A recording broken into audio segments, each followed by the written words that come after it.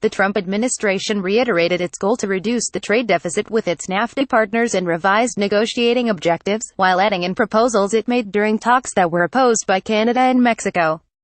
The U.S. wants reciprocal market access for manufactured goods as part of its push to improve its trade balance with Canada and Mexico, the Office of the U.S. Trade Representative said Friday in updating its objectives for negotiating the North American Free Trade Agreement. The government must keep Congress informed of its plans under a law that gives the administration the authority to negotiate trade deals. The U.S.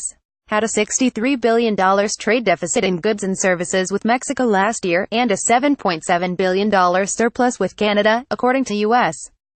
government figures. The parties are meeting through November 21 in Mexico City for the fifth round of talks, which began in August at the insistence of the Trump administration. The new version of U.S. objectives puts into ink several demands already reported to have been made in recent rounds. That includes provisions to seek what had been considered effectively a sunset clause, though the U.S. called it Friday a mechanism for ensuring that the parties assess the benefits of the agreement on a periodic basis, and didn't specify any proposal for automatic termination and to essentially make certain dispute panels non-binding. The objectives reiterated the U.S. wants to eliminate Chapter 19 of the agreement, which empowers binational panels of judges to review cases in which companies are accused of selling their products below fair value, or of receiving unfair subsidies. Trade reciprocity latest version also says the U.S. wants reciprocity in procurement with Canada and Mexico, essentially confirming a demand that would claw back access to the U.S. market. It takes aim at Canadian dairy in particular, saying the U.S.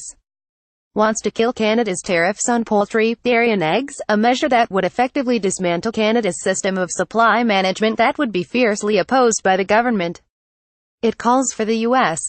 to keep non-conforming measures for long-haul trucking that could curtail Mexican access to the U.S., and includes several new demands on the chapter in investment and competition. The objectives also insert language about increasing transparency in import and export licensing procedures, and cracking down on import and export monopolies, to prevent trade distortions, as top-line goals for improving America's goods trade deficit. USTR first published its negotiating goals on July 17 before official three-way talks began.